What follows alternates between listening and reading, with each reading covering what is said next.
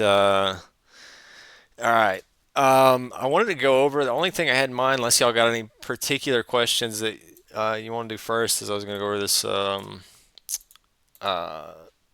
signal clustering study and how to use that, and some things that might be fun to try on that one. I posted some sample chart books in the room earlier this week, but this one right here. So basically, the logic on SCAD, I abstracted the logic from SCAD, which was working with the LTF delta pivots, and taking that logic from SCAD and realizing that really what was going on with LTF delta pivots is, you're looking for the pivot, and you're looking for anytime you get pivots, over time that are sufficiently close together, you draw a zone.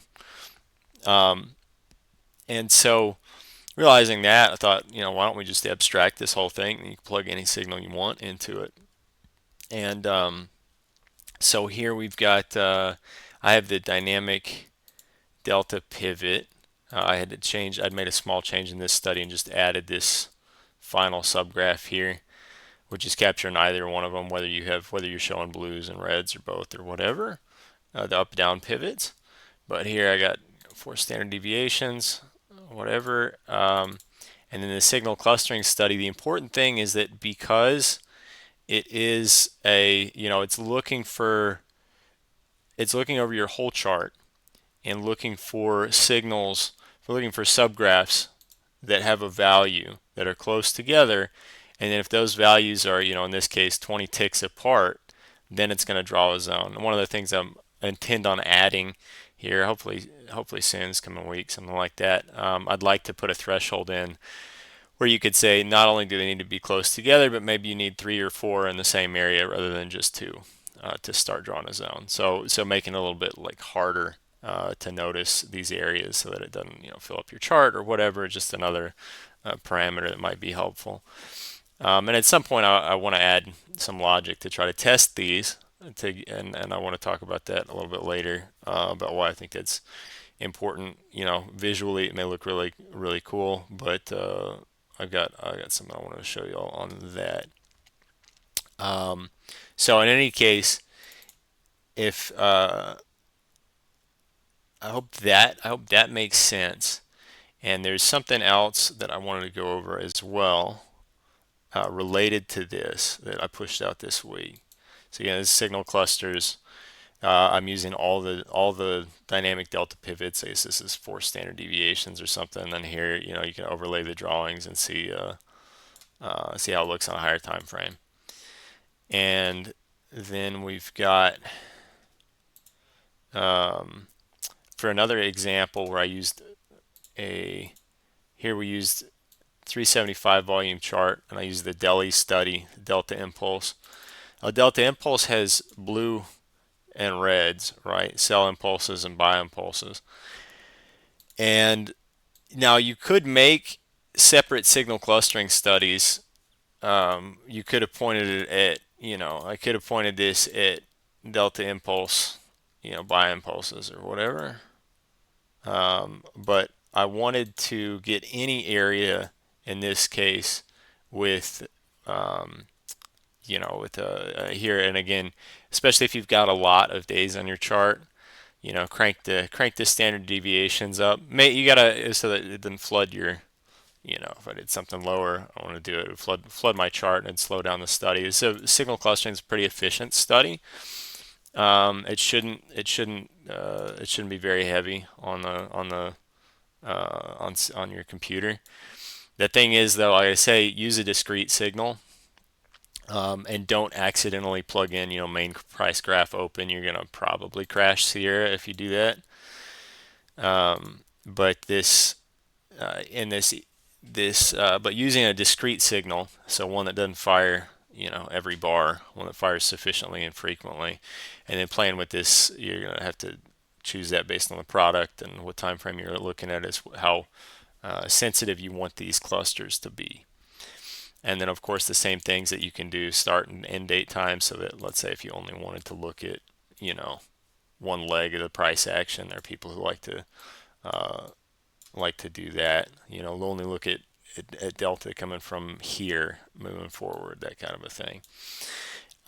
So again, hopefully that's fairly intuitive. There's some stuff I'd like to add to this, particularly that having a signal minimum that's not just two, so requiring three, four, five, whatever to draw a bar. It might be another way of making it less crowded if you start doing things like I don't know, if I put this at 3.5, it might get kind of messy on the chart, right? You end up getting way too many, it's meaningless. So something to play around with. I hope that's useful for people. If there's any questions on that, otherwise I got some ideas here I wanted to show y'all about things to be careful about, particularly on these sorts of visual studies that we have that are drawing based that don't have yet subgraphs for taking stats and for testing rigorously. Now, again, I think that looking at high delta zones is a meaningful thing. And I think the visual you get on this is pretty damn cool, about seeing the move forward of these very high delta regions. And you start to, when you look at these things, you go, oh my God, what are the odds that that's like not an incredibly meaningful level, right? The amount of perfect, seemingly perfect touches off of that. But one of the things, there was a post a while back I remember seeing from Double Wide Capital, said, here's a fun exercise, and we just do it right here and see how it goes. Is he said, take your chart. You're a chart trader. Take your chart, and let's say we're all about the levels. We got levels that make real bangers here. Let's make this a blank chart. Let's wiggle it around a little bit, and then I'm going to take a horizontal line and let's just draw some random lines here. All right, and then let's turn the bars back on.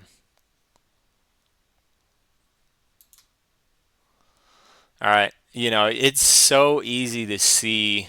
You could be like, "Oh my God, look at that banger off of that amazing level that I drew. Like, what are the odds?" Right? And I think that you've got to be careful on these things. And again, here, like, you're going, "Oh my God, look on a walk forward basis. How is that random?" Like, well, it was totally random. And that's one of the pernicious things about this game is it can be very hard to see uh, when you're pattern fitting. I think there's something I was looking up earlier about this. Here's what it's called. It's called. I think it's applicable here. Maybe people use it sometimes in a different context. Pareidolia is a tendency for perception to impose a meaningful interpretation on a nebulous stimulus. So finding a pattern where there isn't one. Right, we're inclined to see patterns. It's very easy to look for things that work and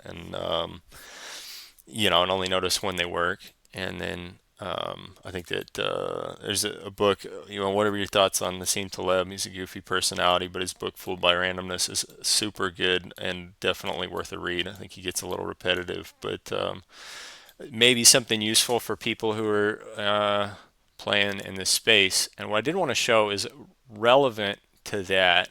Let's look at this one. This is what I wanted to show you guys. This one's not released yet. It will be released at some point here, hopefully soon. There's some things I'd also like to take the concept here and extend it to potentially clusters. But I've got, this is called the market memory study. And this is one is based on, internally, is like dynamic delta pivots.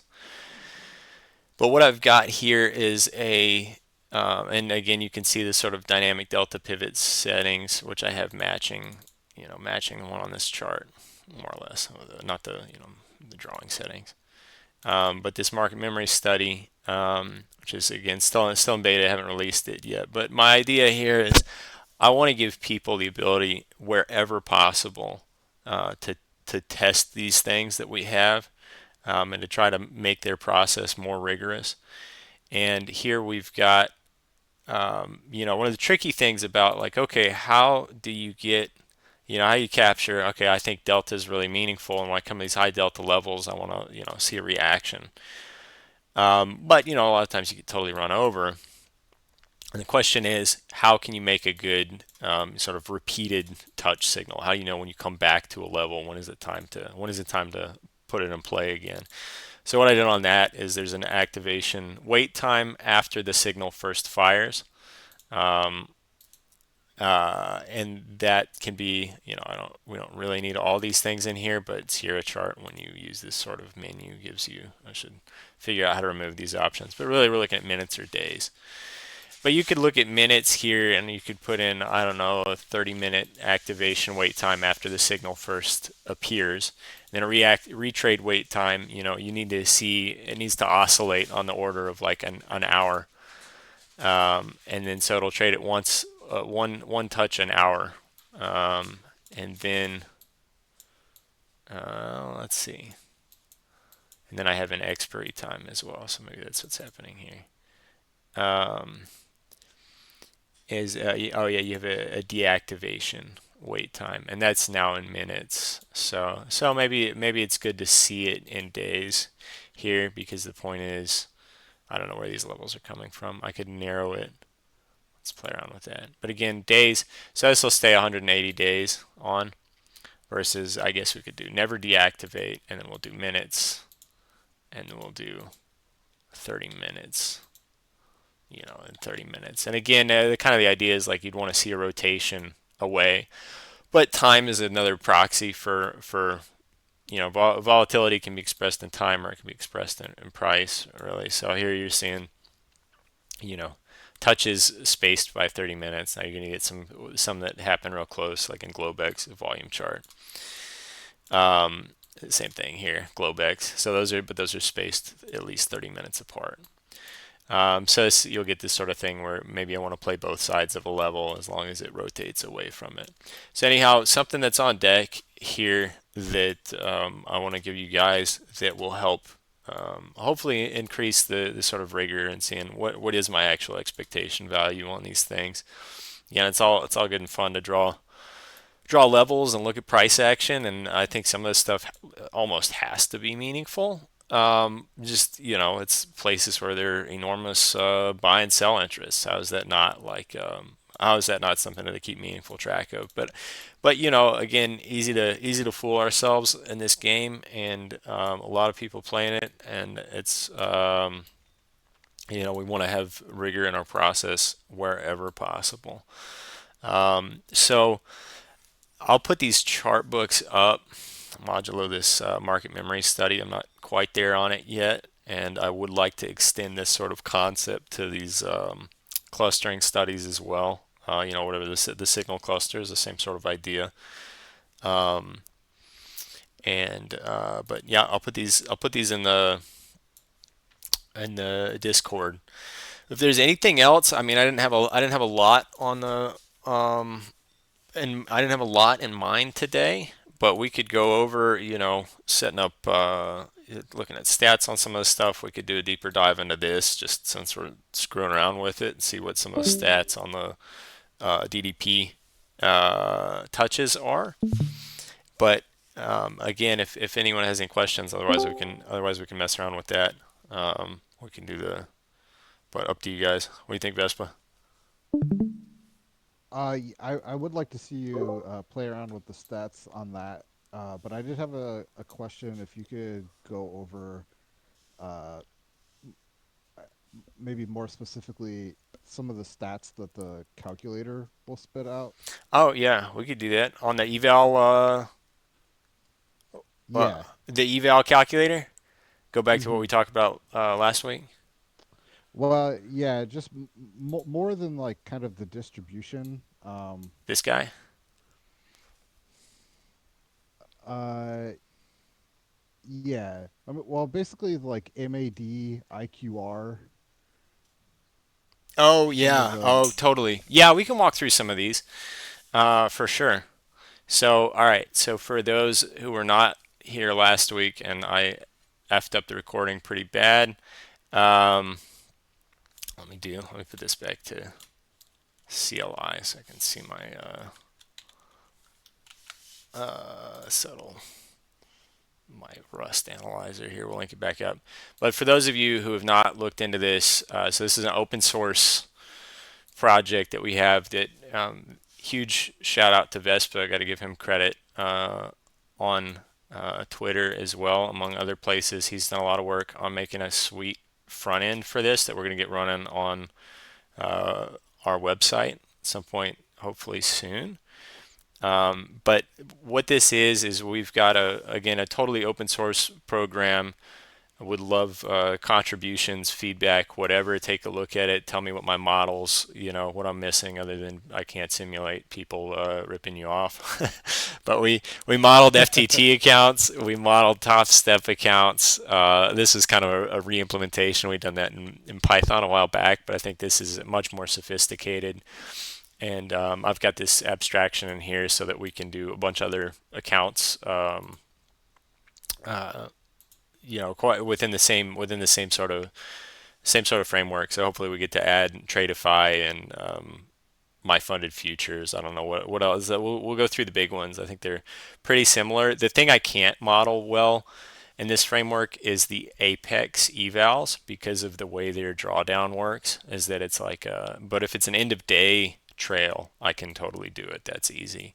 But it's the intra-trade ones I could make something very conservative there. Like we could make a very conservative model of Apex and see if, you still have value there. But I wouldn't, that's going to be very hard to accurately model, even if you have, this is an output from our stats collector. I can go over that if people don't know how to get this output from our stats collector on your Yeah, that might have been lost in one of the videos. Okay, yeah. But did you? Let me do that real quick because we talked about it last week, and yeah, I did not get that one recorded properly. So anyhow, let's go. Let's look at that. Maybe this would be something that we could do here. So let's real quickly make a stat study on market memory here. Prop Alpha Pro Signal Stats Collector. All right, and I'm going to do something kind of, I don't, let's see, we're going to want to do on procs because I want to simulate a limit order being placed at the level waiting for it to come and get picked up. And then I'm going to do for my long signal subgraph, I'm going to do the buy signal here, and I'm just going to do a tick base stop, and I'm going to do let's do a ping pong. Let's just go till we hit the next level. So I'm going to do tick base stop and no take profit. And then for the shorts, I'm going to do on procs, market memory, sell signal, tick base stop, no take profit. So again, I want to ping pong between these. Let's just do one trade at a time for now. Close opposing trades when we bounce into the other to the other side. And I don't know. Let's use daily trading times because it gets weird in Globex. And I'm not going to put in slippage estimates right now. I'm mostly doing this because I want to show um, how to get the stats output here. All right, so let me first just do this, make sure it works.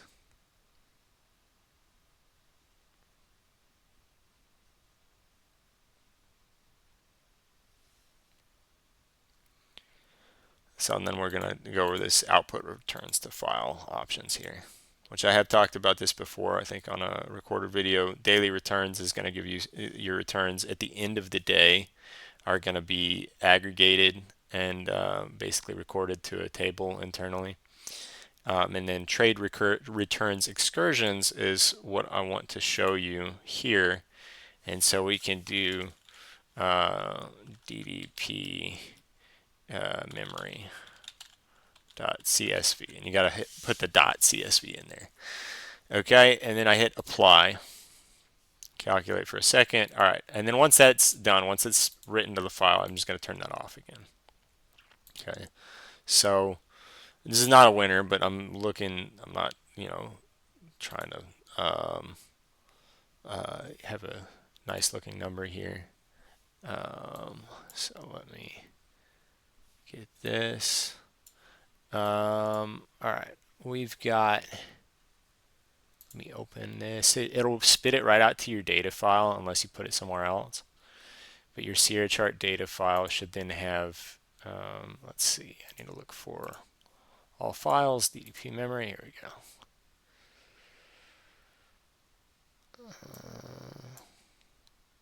All right, so here's what it looks like. So you've got a date time coming from when the trade happened, and then you've got your return here in points. Important to remember. And here we've got the max opposite excursion in points. Um, so this is what we feed into. Let's see, what am I? A couple of things open here. Okay, so basically that's where you're going to get this sort of thing. You can put the CSV in. You know, if you're doing this as a command line app, there'll be a nice. Again, Vespa's got a sweet, also open source front end for this. That we got to get put up on our link to our site, but will be much more user friendly for those of you who don't want to, go get this from GitHub and read the README and see um, how to do it off the command line. But bottom line is you can either do this, in which case you have the actual, you can use these sorts of sample trades as the empirical distribution for your simulation. So you can say basically every time what we're doing internally here, for those who didn't see it last week, is it's in Trader. We are simulating a day of trades, and then you're simulating a bunch of days of trades to cover the whole, from start to finish. Every day it's going to see, did I pass an eval? Am I still, does this account, is it still active, or did I blow it? You can put in an optional daily take profit or daily stop, depending on how you like to play things.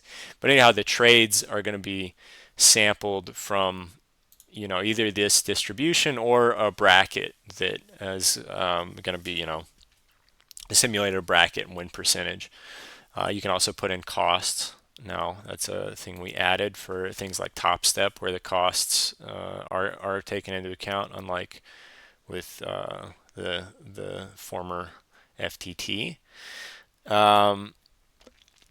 But basically, again, it's going to sample. It's going to simulate an account. A possible account path given your random data, right? I mean, given the distribution of either your returns or a bracket with a specified hit rate. And then we put all that in a, where is it? You put it all in a Monte Carlo simulation. So basically you can look at, I don't know, 100,000 of these or a million of these or whatever. Let's see what, right now here, we can do just like this. Here it's running it. They're going to do 100,000 simulation, 100,000 iterations of taking 3 trades per day on average. This is going to be a Poisson distribution, for those of you who know what that is, of to determine trades per day. Based on that, I'm going to have a daily take profit of 4,500, and then the bracket here, I'm simulating a bracket, a 1 hour bracket, $1,500. $1,500 that loses a little bit more than it wins, and this is for a top step, and I'm not putting costs in, and I have this output, put the histogram out. So anyhow, this gives me these stats. So we've got it'll tell you, okay, every single one of those runs ended up busting. That didn't mean I didn't get a payout because I ended up with a pretty good mean, but it just means like it didn't make it to the end of, I think 365 days is my default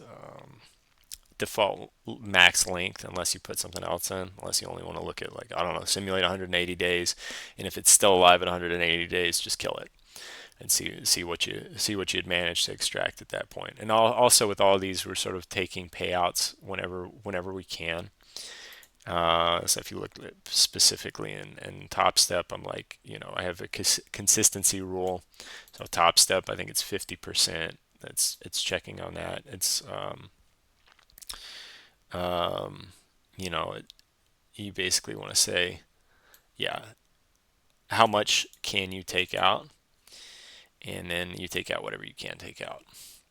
So on here, it's for Top Step, it's tracking, do you have a winning day, whatever. So anyhow, these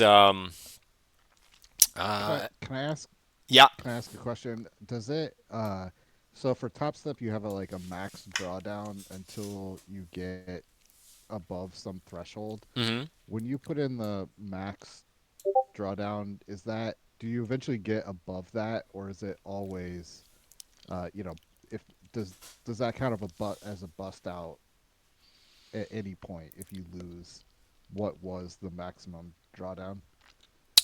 Oh, could we take that? Could we basically say, um, you're Yeah, saying, once you sorry, go ahead. so wait, so you want to be able to see kind of the drawdown from the, do you mean the max drawdown from the sort of eval period, or do you mean um, drawdown in terms of like your account curve, the value in your account? What was the peak to trough max? Uh, I guess maybe a little bit different. I mean, I guess I thought that the rules were that you have a max drawdown to begin with in your funded account, but once you get above that threshold, right, eventually you can lose more than 4,500 because you don't go to zero Yeah, then. Like you yeah, have yeah. yeah, yeah. I'm accounting for that. Yeah. So Okay. again, it trails this update loss balance, trails it up to zero. Zero Gotcha. being Okay. basically like, I've zeroed everything out. These accounts all have these funny things where they're like, you have $150,000 in your account that you're trading on. It's like, not really. You have some rules around that. You've put a number on it. It doesn't really matter. I take the other numbers into account, and otherwise it's based off of zero, and then you sort of have like, you have your loss that you're allowed to get. Um, I'm moving this sort of, you have a profit target, and you have your high watermark balance, and you have this allowed drawdown parameter that we're updating every day here, at least in these EOD drawdown models. So every day, if you make, if you make a new high watermark in your balance, you're pulling up the drawdown to be like, if you hit this level, you lose. And once that level goes above zero or goes to zero, it's zeroed out, and then it never updates again. Okay, yeah, perfect. That's exactly what I was wondering. Yeah. Okay, sweet. Yeah, and then I don't know the stats on we could put some other stats in on. I mean, I would kind of want to leave those in here. I do have a max drawdown in here. There may be some other sort of metrics that we could make off of that. Um, Well, another question kind of related to that, does providing the CSV of actual trades imbue some sort of more information about the strategy than just what the simulated one is, which is the bracket and the win rate, basically? yeah, I mean these have a different distribution, right? You have and you're also taking the actual opposite excursions into account that are associated with these trades. Now maybe it's worth stripping. I don't know. I'm simulating those as actual trades. The other thing is, at some point we could sort of strip out the max opposite excursion and make that optional, or make that optionally simulated, or use the actual ones, because right now again they're being sort of paired with these. But you could. but you have a different, it's not necessarily, maybe your bracket's not necessarily fixed on these. Like you could have a strategy where the bracket's dynamically sized, which is going to look very different. But even if you do have even if you do have a bracket, I feel like now if you do have just a plain bracket based strategy, um, then you're gonna get the same. Then you're gonna get the same thing. Modulo, I actually have the MFE or MAE in there. Whereas if you don't do that, if you do the simulated bracket, I'm simulating the MFE MAE, and y'all can look at how I'm doing that. But I would say that if I can, I would want to be using the actual empirical distribution as much as possible. Now I am losing something when you do this. When you just sample out of this, you're not getting autocorrelation, and I don't know if that's necessarily meaningful. It depends on what kind of strategy you have. If there's a meaningful autocorrelation of returns or not, or the opposite. So wins being followed more often by wins, or vice versa. Again, that's something that's hard to estimate. I don't know that it's particularly stable. So I would say, like, if it's a bracket based strategy and you have a fixed bracket and it's a coin flip, like, then you know what your win rate is on the fixed bracket, then simulated is probably just fine. Again, modulo this max opposite excursion business, if depending on what level of risk you have the simulation tuned to. Um, Uh, okay, so actually that's kind of interesting point because I think what you're saying, like just like you set up in the stats for in the chart right there, that you weren't setting a TP, you were setting like a condition for it that it touches the other side or whatever. So like you could learn about the stats of that strategy and then take that and then like apply a bracket to it in with the calculator. Is that kind I of mean, an interesting? well, the bracket was, so you sort of have two different things. You have um,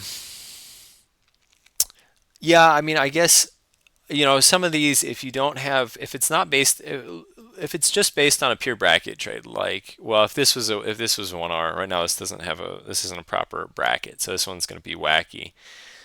But if you had a pure 1R bracket, then it would just be, I think the coin flip would be just fine on the, you wouldn't, you might you might see something meaningfully different on longs and shorts with the max opposite excursion and whatnot. I like, it may be worthwhile to do it simulated, but I would say that if you just have a bracket, probably just knowing the win rate on the bracket is probably going to be pretty damn close to what you're going to get from the empirical distribution. Again, I'd be curious to see how my model on the max opposite excursion stacks up to the actual, for given examples.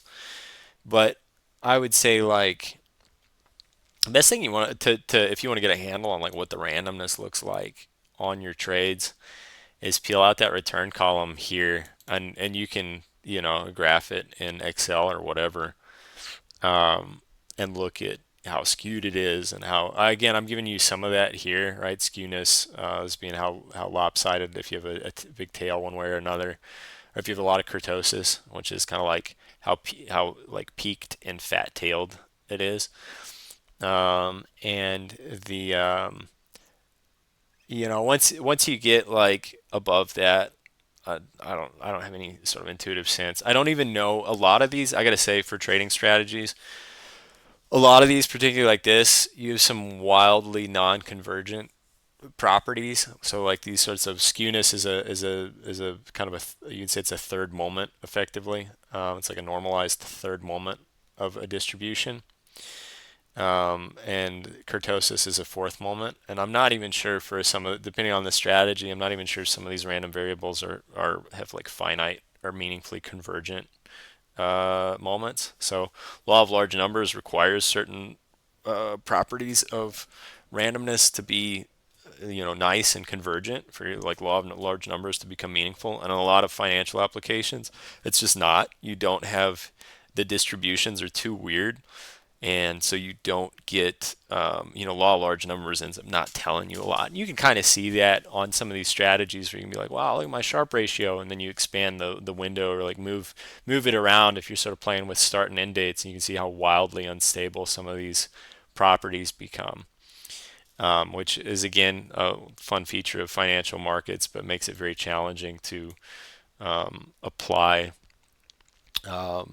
these sorts of basic statistical concepts. I mean, I think they're useful, but I think you also have to be very very careful, and that's one of the reasons why, yeah, and using rigorous testing methodologies and sample out of sample testing and all that good stuff. But I think that for understanding the distribution, I wouldn't really use the eval solver for that. I would try to understand the distribution from taking take this and put it in Excel, take a look at what your return distribution looks like, and also varying it over different sample periods can be pretty informative as well to see, is it what you think it is? Because again, the sort of non-convergent properties and some of this stuff can mean it's chimerical. Like this is not necessarily going to be not necessarily going to look like that on a move forward basis. So does that and the other thing you can do here though is you can see what within the context of these particular games do you want to put a daily stop in? And I think sometimes that can be an optimal play. I think sometimes using daily stops and daily take profits on daily profit targets, I should say, on something that's take a sequence of smaller trades, but based on this game, you know, um, again, sort of like some people try to play craps and blackjack like that, like saying, okay, I've got negative EV on the game here, but you know, if I'm willing to risk X amount, and I can just play until I win, with a certain sort of drawdown allowance I'm giving myself, and then you can calculate your risk of ruin there, and then that's where even if you've got a non-zero risk of ruin, and because you're playing at a casino and you've got odds stacked against you, or if you go long enough and you're gonna bust. But the question is, can you set profit targets and allow yourself a certain drawdown and let variance work in your favor on the short term? That's right. If you're playing you know hundreds of hands of roulette at a casino, you will lose. Um, just that's law of large numbers works in that game absolutely as it's supposed to. But you have variance, and variance can be your friend in the short term, which is why casinos are scared of people like whales who come in and take a couple of really huge bets and then leave, because that's the they're not scared of a bunch of people making lots of small bets on losing games. They're scared of people taking huge risk on a game that all of a sudden that variance becomes meaningful. So that's the only way you can really win if something's stacked against you is just, bank on variance in the short term. Not advice.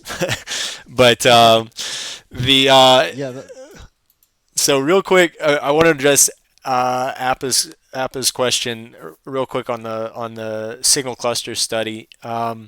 I have not had any crash issues. I have 2671. That may be meaningfully different. The other thing is sometimes a chart itself can get messed up on some of these more complex studies. So you may have to rebuild the chart. So, and there was one book that I posted that was called, like, I posted one book that was messed up, and it wasn't because of the clustering study. It was, I think Rue helped me with this one. I had passed one that was like a large trades study, and I made a change to it and I rolled it back because that was creating a Yeah, crash issue. it Yes, the had the anom, yeah, anom in yeah, it. the anom cluster. Yeah, yeah, yeah. That was don't use that chart or rebuild it. That's here. We could build one here and let's see if it crashes. Do you know the parameters on the Anam? What was it using? 1 minute chart? Um, oh, What's it on? I've got it. I still have the file. I don't want to open it No, though. It no, I no. think was. Can you folks hear me? was it 256T? No. Was it 1 minute chart? So okay, so 7,500 V. okay. So let's do that. Can you folks Let's hear put me? that in there. Yeah, we can hear you. Oh, okay. So it was a 7,500 V. Okay, let's do that right now, and then we can go back. Let's. I want to make sure this is okay. If it's not, I'll get it fixed. But let's take a look at this, and then I do want to go back and talk about this. Some of these other things I was printing out here to give you an understanding of, to try to say meaningful things about the variants you get. Again, a lot of these with the prop games, you're getting, you know, they're all stacked at the left side. But anyhow, real quick, let's do this, and I think this should be real quick because I recall the issue being I had made a change to the Anam study that caused some issues and would have required like rebuilding the chart. So I just rolled it back because that this study that I made, not this one, this study, this signal either or fixed the problem without having to go in and do anything wacky internally. It's just um,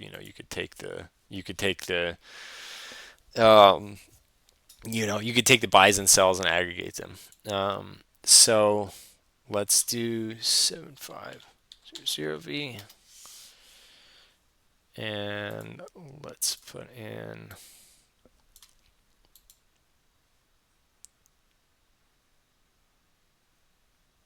a num delta by price.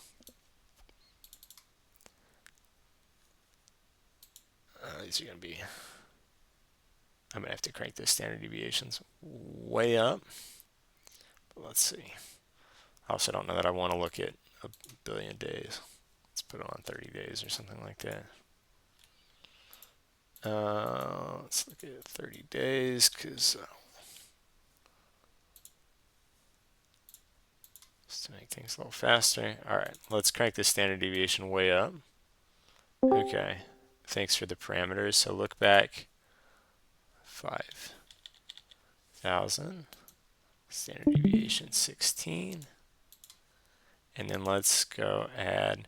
So with the Anam delta, I was doing this, and they were separated out. So I was doing what I would do is really use the either or study and change that, but and just pipe them both into the same thing. But here we can keep the buys and sells split out like I had on that chart book. So let's do anomalous buy delta, and let's change the color here. So it's obviously the anomalous buy delta zones. Don't view pivots. Okay, and then let's duplicate this. I don't want to do sell anum clusters, and I want to make it cell anum colored. Go like that. Okay, I'm just trying to spam it to see if I can make it do anything stupid. I was worried that it changed that one level there. Let's give it more time on the um, I don't know. It's been 90 days on it. Let's see if we can nuke Sierra. Doesn't nuke Sierra, but here let's spam it a little bit. Yeah, this is running smooth on mine. So I think the issue is that I had made before I put in, just to tell y'all what happened there, before I put in this signal either or study, I was like, I don't want to split them out. I wanted to add another subgraph in here, and so like I added another subgraph.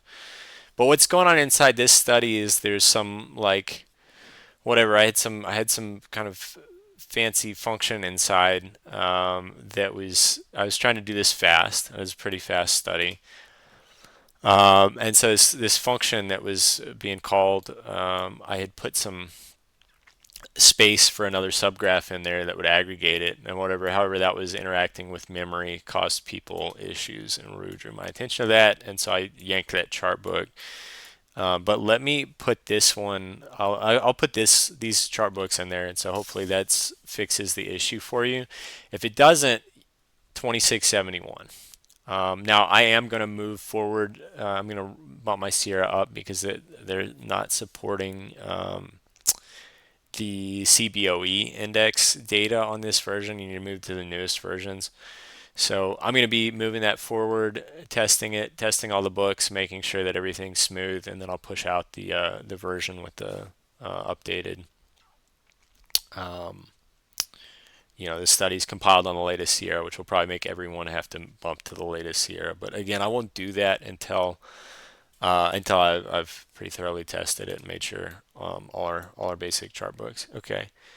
VWAP SR bands not aligning with Vespa or Delta. So probably you need to make sure your chart times are set correctly and your chart, make sure your session times match theirs. It needs to start at 1700. Yep, intraday.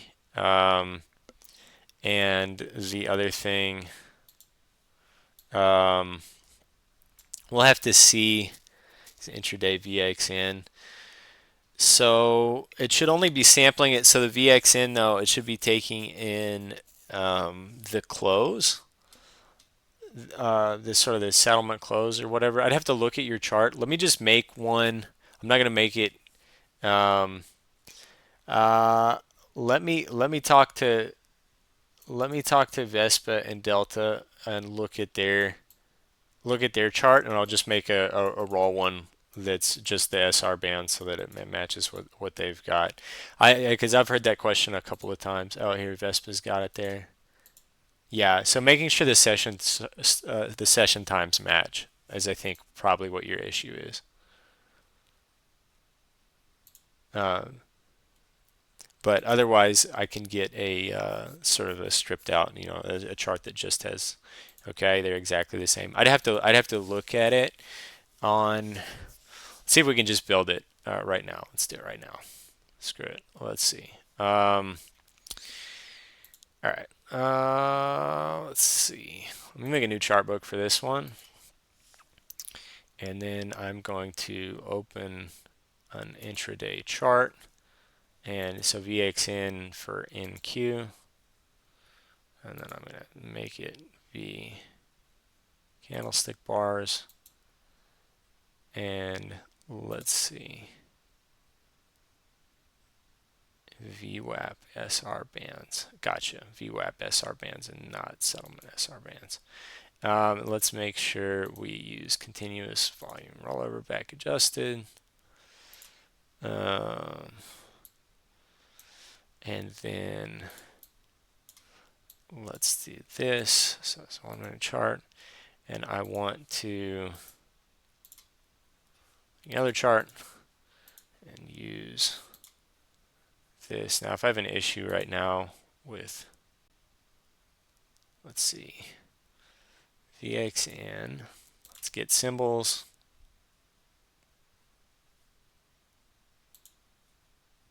What the hell? Okay, there we go. VXN, this guy, VXN CGI. Let's do that.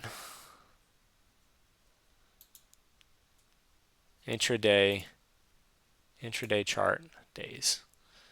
Again, I don't think it really matters, but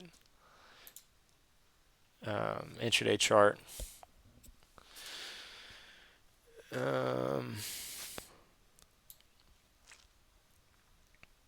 Okay.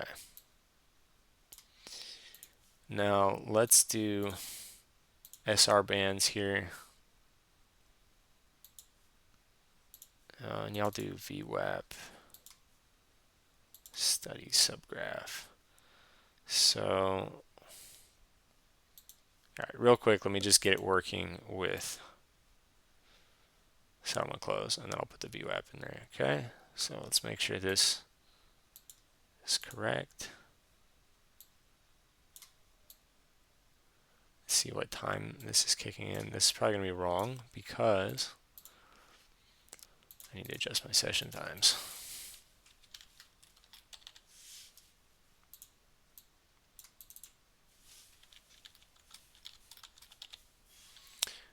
Turn that off.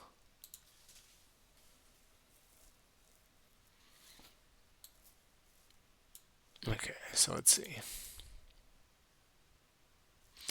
Does anyone have the bands values for Yeah, I'll post what I have right now. okay, for the plain thank you for the plain bands. Let's see. The only difference is I have the fourth one. Okay, yeah, but they match in the middle there. Yeah. Looks like it, yeah. Yeah. Okay, so this is the correct setup for these. Okay, so for the VWAP bands, Vespa, are you using the VWAP straight from? Are you using RTH VWAP or using the Yeah, you're using RTH yeah, VWAP? yeah. I copied like RTH MGI from something else Okay, and so used. let's Yeah, duplicate the chart and do an RTH chart. Is this how you do it? You're doing an RTH chart, putting VWAP on it, and then study subgraph overlaying it. exactly. Okay, so let's do 8:30. Do you do 8:30 to RTH close, or do you? Sorry, Yeah. 14 to 14:59. Okay, and then let's do volume weighted average price. All right, so there's your RTH VWAP. And then we want to overlay that here. So study price overlay.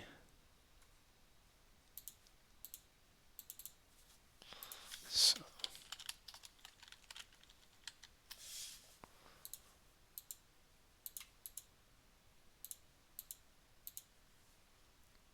just the VWAP, still like that. Oh, I want to do chart region 1. And then don't use colors. I don't want to be stuck using the same settings here.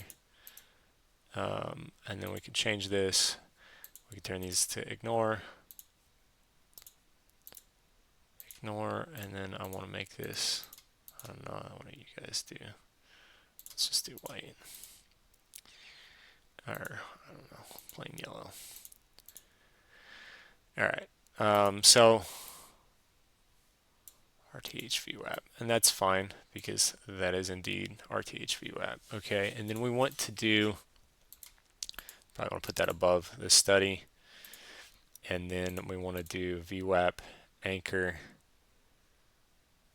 bands anchor. I want to say this is VWAP, and then I want to say VWAP, and then let's check that out. Okay.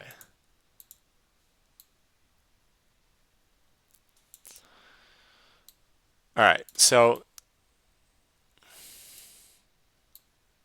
that ought to work. I'll put that in the and if that doesn't match deltas and Vespas, I'll take a look at what they're doing. But Vespa, if that's basically what you're doing, right? Is you just overlay from the 1 minute chart the RTH VWAP Yeah, exactly. based on underlying data. Oh,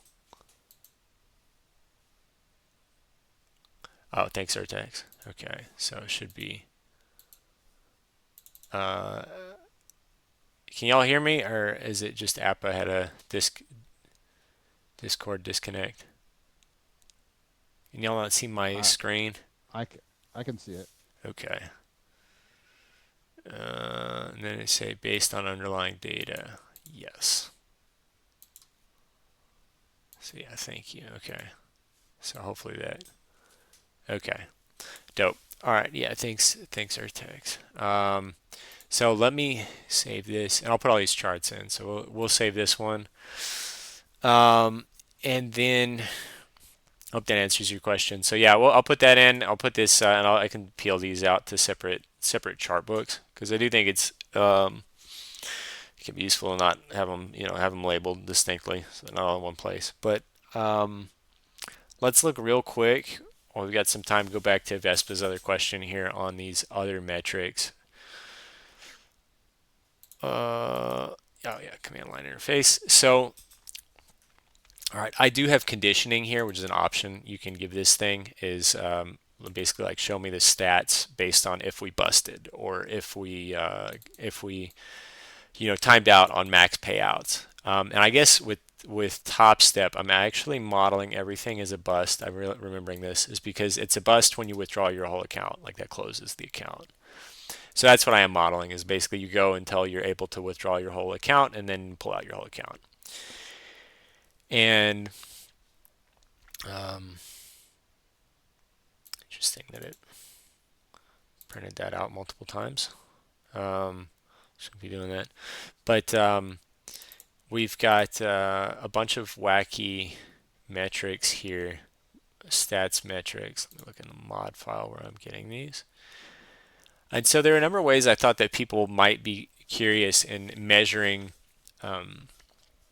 basically different ways of measuring variance is what these end up being. So you all know the difference between a mean and a median and a mode, right? So you say like what's the most normal value in a distribution? There's a couple ways you can answer that. You can say it's the mean, so you add them all up and then divide it by the number of observations. That's your mean. Median would be whatever smack. If you arrange the data from smallest to largest, what is the value that's smack dab in the middle of all of them, right? If you sorted them and you had like 100 things, what's it between 50 and what's between 50 and 51, right? Is going to be you average the two middle ones in the case of even numbers. But otherwise, if you have 5 things, you pick out the one that's at number 3. So the one right in the middle, that's your median. And mode would be whatever is repeated the most often, which I don't look at that here. But there are a number of ways related to that of looking at variance. So how do you capture how spread out a distribution is? Now this is a wacky distribution because your losses are all being capped at the left end, which is why people are playing with prop accounts anyway. Because if you look at a personal account, you can lose epic amounts of money in a normal futures brokerage account, whereas with props you feel safe because you lose it $150 at a time or whatever. The So this being a wacky distribution, my thought was, okay, how to look at that variance? And there's again the classical when I say variance, you talk about kind of how let me draw it. Let's see, let me draw this thing. So I kind of want to see, you know, effectively if you've got, that's an x-axis, bear with me. If you got your distribution here, variance is going to be something like how fat is this thing? Like how, this has more variance than something that looks like this. Right, so you're trying to capture that feature of the data, and again, there's different ways you can do that. The classic one is variance, which would be, the second, the normalized second moment. So you would say like, let's see, I'll just show you the calculation here. Is you take your I'm saying balance is your final statement balance. So you take a number, take your samples, subtract it from the average, subtract the average from it. So you center your data on 0 because you're subtracting the mean, and you take the square of that centered value, and then you take the average of all of those, and that's your variance. Now standard deviation is the square root of that. So what we're spitting out is the square root of that. Again, I want everything that scales like that scales like x. So if I scale the data, I want the standard deviation scales linearly and the variance scales quadratically. So I'm saying variance, but what I really mean is something that captures sort of the width of the how spread out is your distribution. But again, these should all be sort of on the order of x rather than x squared, if x is your random variable. And your mean absolute deviation would be the um, mean absolute deviation would be the average of, let's see, it'd be the L1 norm, like this. I'm saying L1 norm. What do I mean? What do I mean by that? So I mean, like, all right, here, let me erase these. Just get you a new one. So I got sum of my observation SI minus M. All right, over all your observations, I. So SI would be the value. M is the mean of all these guys. And then this is your mean absolute deviation, is this so-called. This would be like an L1 norm, as they say. And then so that's MAD, as I abbreviated it, mean absolute deviation. And then your, again, STD standard dev is going to be square root of some of these guys squared. Now, we all like standard deviations because when you do statistical estimators and things, uh, we like things that are squared because they're smooth at zero, and so you can take derivatives and stuff like that. So a lot of things are like, L2 norms, standard deviations, things like that, where with the square in it are kind of dumb in some ways because they overweight big things. And that's not necessarily what you always want. This may be a more realistic measure of, like, how much wiggle do you have from your average value. But somehow, we like to use estimators and things like that. So you get these squared values are nice because, you could take nice derivatives of things that look like this at the origin rather than things that look like this, for those of you who taken calculus. Which, this doesn't have a well-defined slope at the point. And then, all right, medians. I talked about medians. You're just looking for what's smack dab in the middle there. And then you have ways related to median. So here's an IQR is an interquartile range. So if, again, medians, you sort of like you stacked everything up. You sorted your data. Your observations are like this. So this is like, S smallest, and then S big. No longer is it indexed by I, the number. I've sort of reordered them so that you go from the smallest to the biggest, and your median's right there. And then your first quartile is like the value that has a quarter of the data below it. And the third quartile is the value that has, three-quarters of the data below it. And the interquartile range is this. So that's another measure of how spread out things are around. Now they're how spread out they are around the median in some sense. There's another way I'm also measuring MAD median, where instead of looking at this MAD value, mean absolute deviation, I'm taking the median. I'm taking the median of these SI minus M values. I'm taking the median of this set of numbers.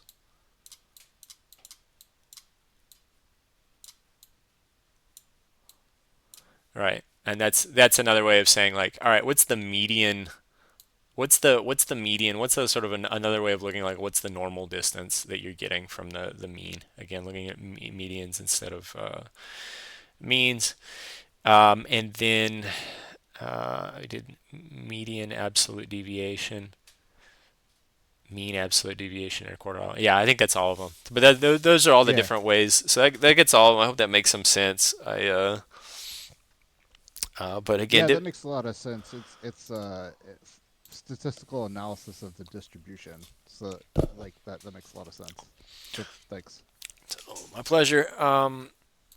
Yeah. So again, yeah, just trying to capture. I mean, all of these they're goofy because you got this obviously with a lot of these games. I think you have fairly fat right tails, and but also at the same time play around with these simulations of the convergence properties on whatever this wacky ass distribution is, or they're very bad, right? So you can tell like either the moments are not finite. Like it becomes very hard to say like, all right, in a Monte Carlo simulation, this is a this is I trust this mean, right? Like let's play this. Let's now pile all my money into as many of these games as I can because this is my EV. Like I wouldn't say that.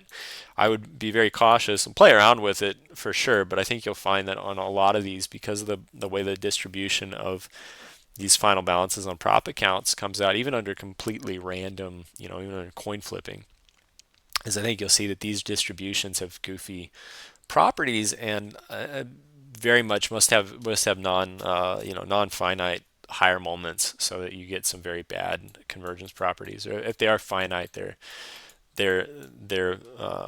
again they're bad.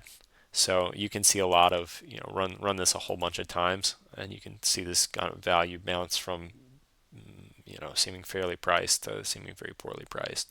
I think what you will find with I recall with Top Step is that if you use some sort of very very random coin flipping strategy and you don't have a profit target, it ends up being pretty close to mean value zero. I think they're fairly well priced, is what I recall from looking at this. But so that I mean the sort of option that they're effectively selling you is fairly priced. But again, not definitely not advice on those things, and do your due diligence. But it's a fun thing to play with, and hopefully helpful for people who are, I feel like a lot of people in this space, a lot of people using our product are playing that way. So fair enough.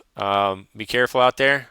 My condolences to those who are suffering from this FTT bullshit. It's really unfortunate. So I hope you're able to get some of your get some of your what's owed to you back. But um, unless there's anything else, we can kill it here, but I'm happy to keep chatting if y'all have more questions or whatever. Otherwise, I'll put this recording up for those who aren't here, and then I'll put up the chart books that we made here, so that everyone can mess around with it. And if you still have crash issues on this guy after I've put it up, um, bear with me. I'd love to hear about that. But we'll be rolling forward to the latest Sierra, and hopefully we can get that sorted out as well. I would say 2671 is the play to make, but apparently they're not going to be supporting this VXN data on the old versions of Sierra. It seems to still work just fine, but they want us to roll for those indices. So I'm going to be changing that. I'll let y'all know when that happens because it'll be breaking change for people who are on older versions. Everyone will have to upgrade. So I try to not do that if I can help it, but I'll let you guys know when that happens, or if it's gonna happen anytime soon. But unless y'all got anything else, I probably call it here. But